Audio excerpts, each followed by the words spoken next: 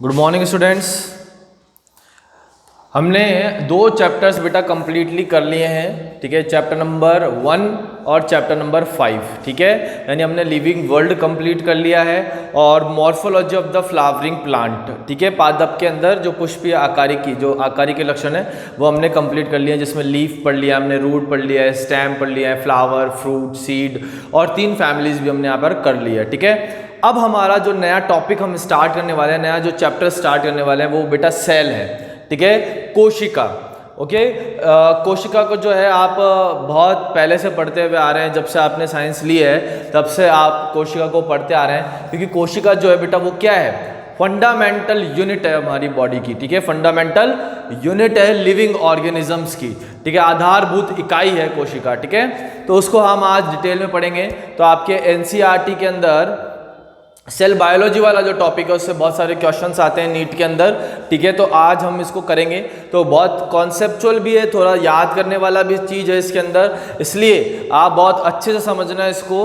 और आपके नोट्स जो हैं वो प्रॉपर तरीके से आप बनाते रहना, ठीक है। बोर्ड से ही आपको क्या करना है, नोट्स आपको उतारने पड़ेंगे, ठीक है। इसके लिए कोई पीडीएफ नहीं मिलेगी आपको, ठीक है। जो हमने मॉर्फोलॉजी वाला चैप्टर पढ़ा दिया है इसकी डीपीपी आपको 1 या 2 दिन के अंदर मिल जाएगी और उसका सॉल्यूशन भी आपको 1 या 2 दिन के अंदर हम प्रोवाइड करवा देंगे, यानी सैटरडे तक हम डीपीपी सॉल्यूशन प्रोवाइड करवा देंगे, ठीक है। तो आपको डीपीपी मिल जाएगी, उसका सॉल्यूशन भी मिल जाएगा। It's that clear. तो आप जितने भी चैप्टर आपको पढ़ाए जा रहे हैं वो बहुत अच्छे से पढ़ते रहो, रिवाइज करते रहो और उनके क्वेश्चन सॉल्व करते रहो, ठीक है। ओके, तो आज हम नया चैप्टर स्टार्ट करने वाले हैं, चैप्टर नंबर 8। जो हमारा नया चैप्टर है वो है चैप्टर नंबर 8 और चैप्टर का नाम है बेटा कोशिका। चैप्टर का नाम क्या है, कोशिका, यूनिट ऑफ लाइफ, यानी जीवन की इकाई।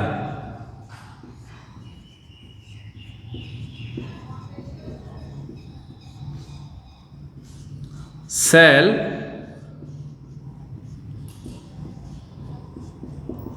यूनिट ऑफ लाइफ, जीवन की इकाई।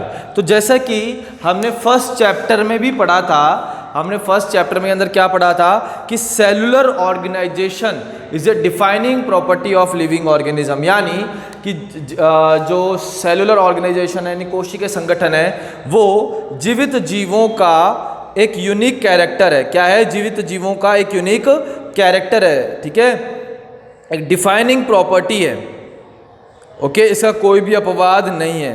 तो हम ये लिख सकते हैं कि सभी जीवित जीव किससे मिलकर बने हुए होते हैं, कोशिका से मिलकर बने होते हैं। सभी जीवित जीव किससे मिलकर बने होते हैं, कोशिका से मिलकर बने होते हैं। तो हम लिख सकते हैं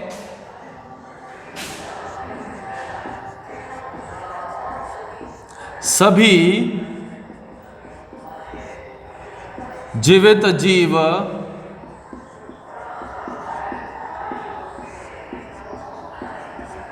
कोशिका से मिलकर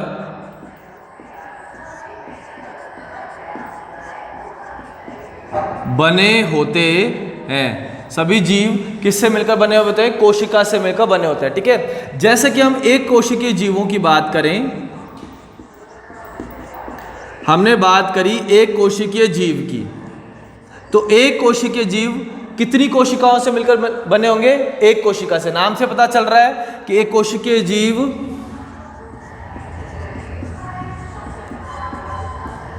एक कोशिका से बने होते हैं,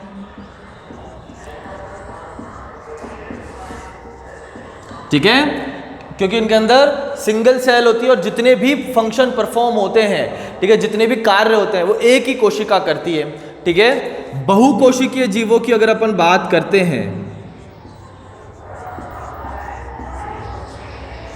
तो बहुकोशिकीय जीव अनेक कोशिकाओं से मिलकर बनी होती है।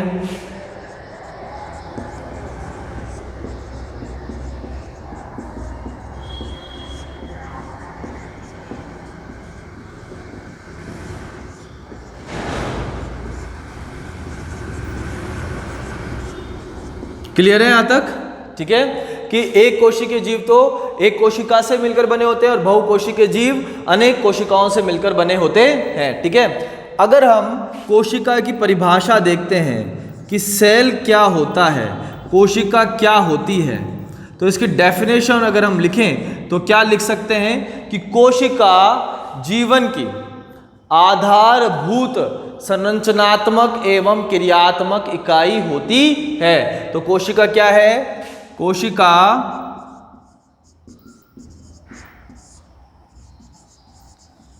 जीवन की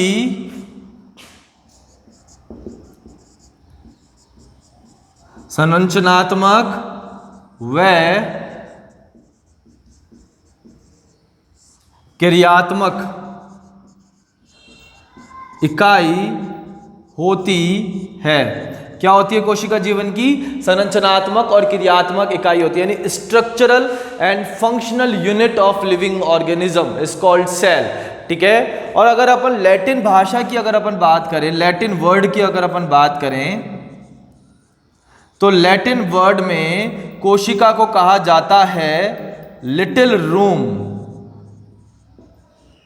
क्या कहा जाता है? कोशिका को लिटिल रूम कहा जाता है।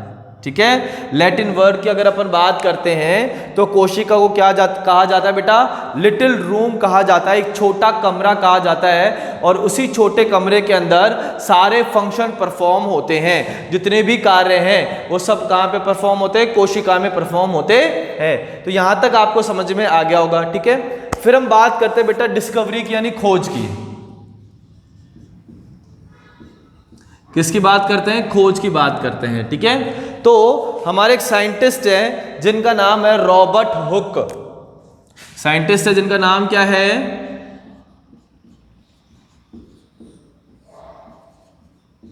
Robert Hooke. 1665 में इन्होंने कोशिका को सर्वप्रथम खोजा था। 1665 के अंदर इन्होंने क्या किया था? इन्होंने सर्वप्रथम कोशिका को खोजा, यानी कोशिका की खोज का जो श्रेय है वो किसको जाता है? रॉबर्ट हुक को जाता है, जिन्होंने 1665 में कोशिका को खोजा था। कहां से खोजा था?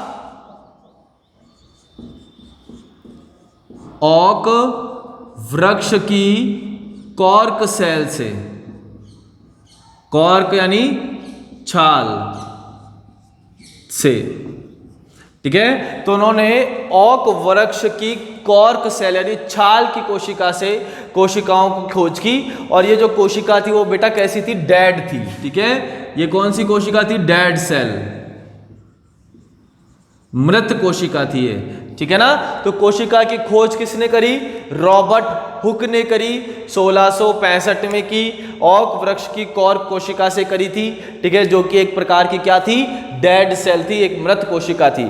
ठीक है, फिर हम बात करते हैं दूसरे साइंटिस्ट की, जिनका नाम है ल्यूवेनहॉक। आपने नाम सुन भी रखा है, ल्यूवेनहॉक। ठीक है, इन्होंने 1676 में सर्वप्रथम जीवित कोशिकाओं की खोज की। इन्होंने सर्वप्रथम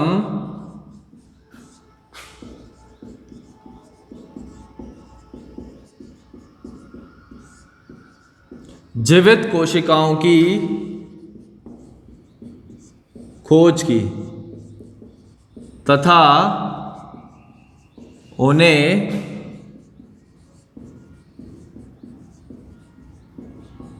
एनिमलक्यूल नाम दिया।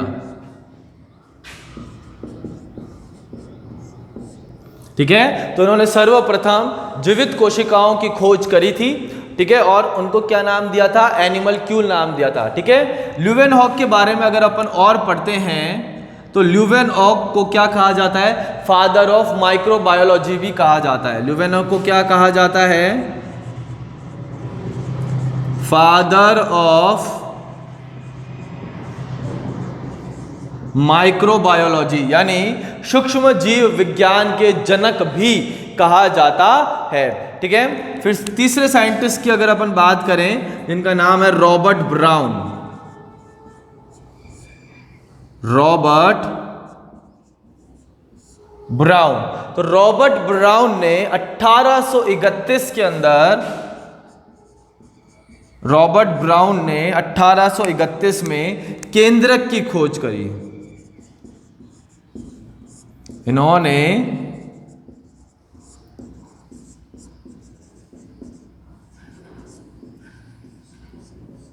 केंद्रक की खोज की। ठीक है बेटा, तो यहां पर हमने 3 साइंटिस्ट के बारे में पढ़ा है। रॉबर्ट हुक इन 1665, ठीक है, डिस्कवर्ड सेल। ठीक है, सबसे पहले उन्होंने डिस्कवर किया था सेल को in oak, cork tree of oak cell, oak tree. ठीक है, cork cell of oak tree.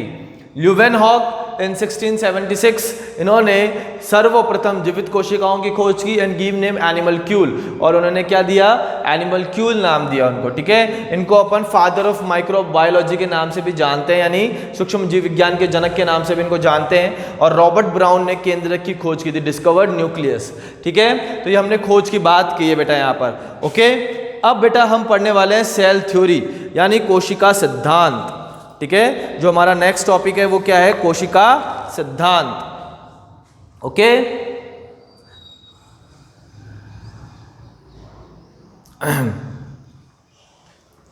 तो मिटा दिया जाए इसको।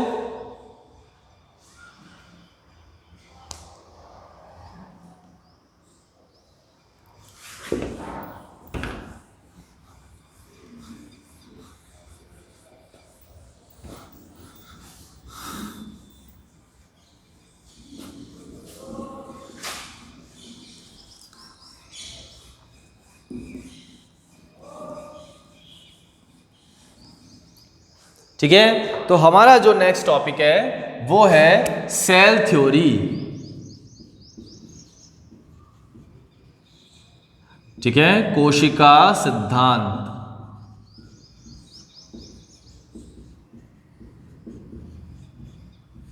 ठीक है, तो बेटा 2 साइंटिस्ट थे। ठीक है, एक साइंटिस्ट का नाम था स्लाइडेन, ओके, और एक साइंटिस्ट का नाम था बेटा श्वान। 2 साइंटिस्ट थे, एक साइंटिस्ट का नाम क्या था, स्लाइडेन, और एक का नाम था श्वान। ठीक है, स्लाइडेन जो थे वो जर्मनी के वनस्पति विज्ञ थे। क्या थे, जर्मनी के वनस्पति विज्ञ, यानी ये जर्मन बॉटनिस्ट थे। ठीक है, जर्मनी के बॉटनिस्ट थे। और जो श्वान थे बेटा वो थे ब्रिटिश के जूलॉजिस्ट।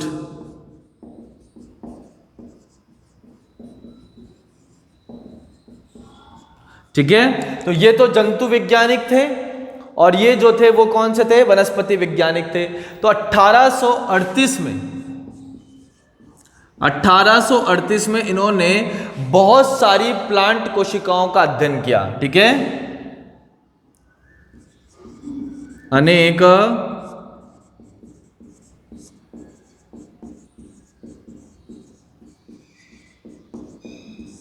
पादप कोशिकाओं का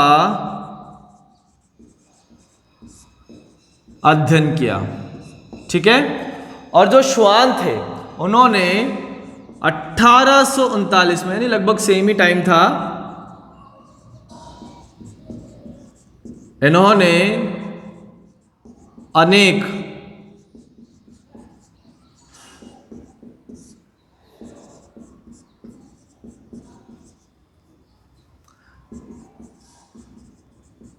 जंतु कोशिकाओं का अध्ययन किया।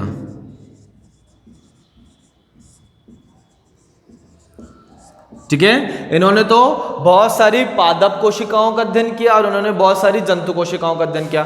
तो जब श्वान अध्ययन कर रहे थे तो उन्होंने देखा कि जो जंतु कोशिका है वो एक संरचना के द्वारा घिरी हुई होती है।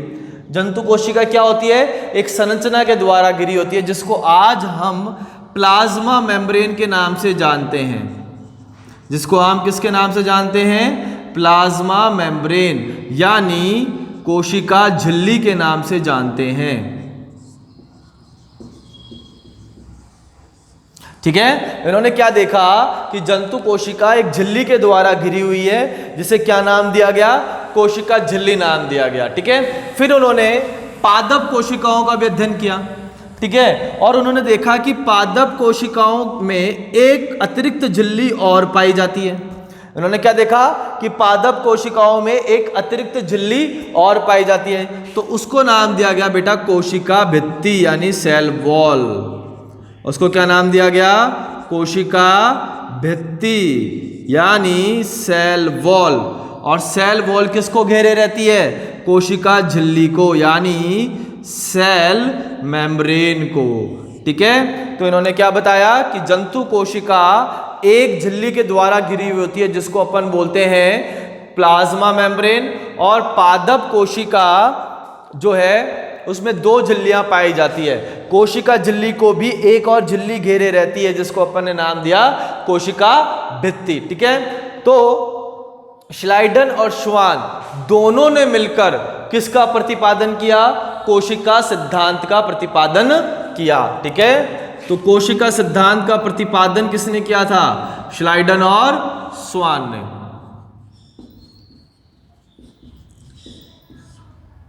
कोशिका सिद्धांत का प्रतिपादन किसने किया, श्लाइडन और श्वान दोनों ने मिलकर, है ना। श्लाइडन व श्वान ने दोनों ने मिलकर क्या किया, कोशिका सिद्धांत का प्रतिपादन किया। यहां तक समझ में आ गया। ठीक है। लेकिन बेटा श्लाइडन और श्वान जो थे ना, इन्होंने एक चीज को डिफाइन नहीं किया।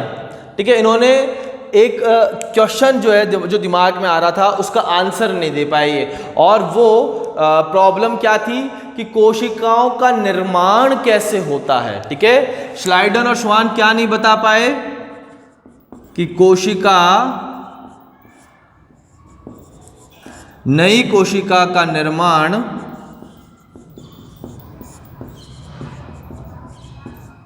कैसे होता है। इस क्वेश्चन का जवाब नहीं दे पाए कौन, श्लाइडन और श्वान। ठीक है। श्लाइडन और श्वान क्या नहीं बता पाए कि कोशिका का निर्माण कैसे होता है। ठीक है। They did not explain as how to new cell form arised, कि नई सेल का निर्माण कैसे होता है, ये नहीं बता पाए। ठीक है। तो फिर एक और साइंटिस्ट आए जिनका नाम था रुडोल्फ विर्चो, 1855। वो साइंटिस्ट कौन थे, रुडोल्फ विर्चो। 1855 में उन्होंने कोशिका सिद्धांत को मॉडिफाई कर दिया। उन्होंने क्या कर दिया, कोशिका सिद्धांत को मॉडिफाई कर दिया। ठीक है। यानी वापस से दोहराया। इन्होंने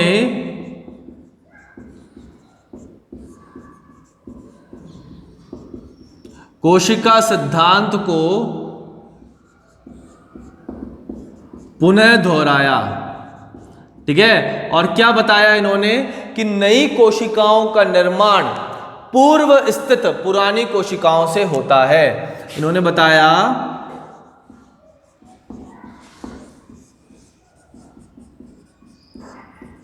कि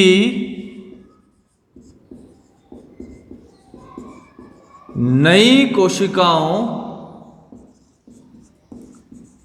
का निर्माण पूर्व स्थित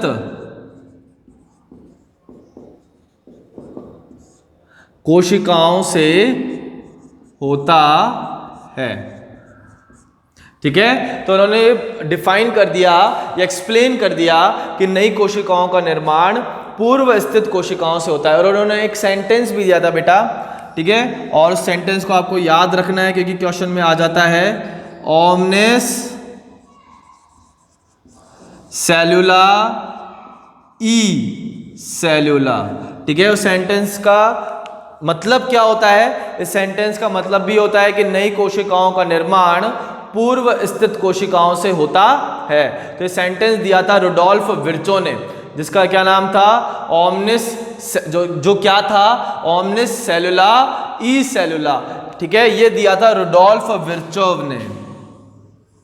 ठीक है, और इसका मतलब भी यही होता है कि नई कोशिकाओं का निर्माण पूर्व स्थित कोशिकाओं से होता है। तो रुडोल्फ विर्चो ने कोशिका सिद्धांत को पुनः दोहरा दिया, तो इसको अपन बोलते हैं सेल लिनिएज थ्योरी।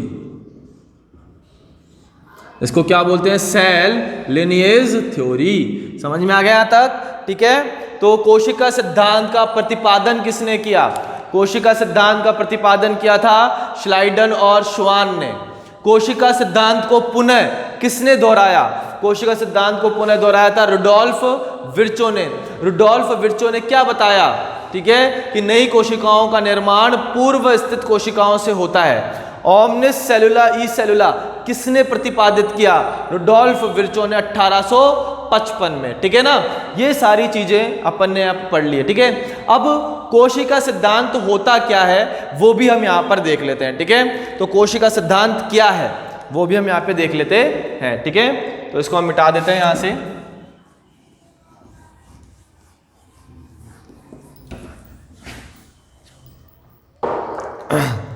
तो सेल थ्योरी इज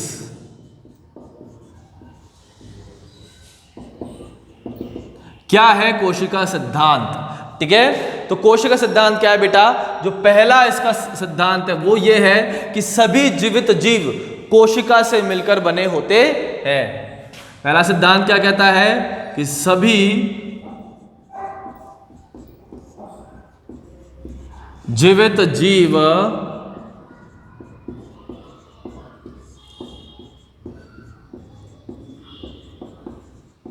कोशिका से मिलकर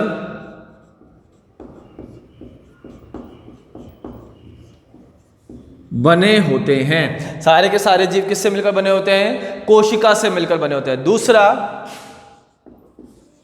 कि कोशिका शरीर की संरचनात्मक व क्रियात्मक इकाई होती है। कोशिका क्या होती है? शरीर की संरचनात्मक और क्रियात्मक इकाई होती है। ठीक है, और तीसरा सिद्धांत ये कहता है कि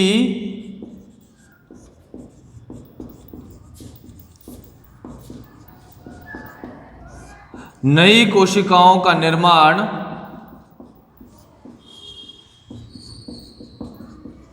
पूर्व स्थित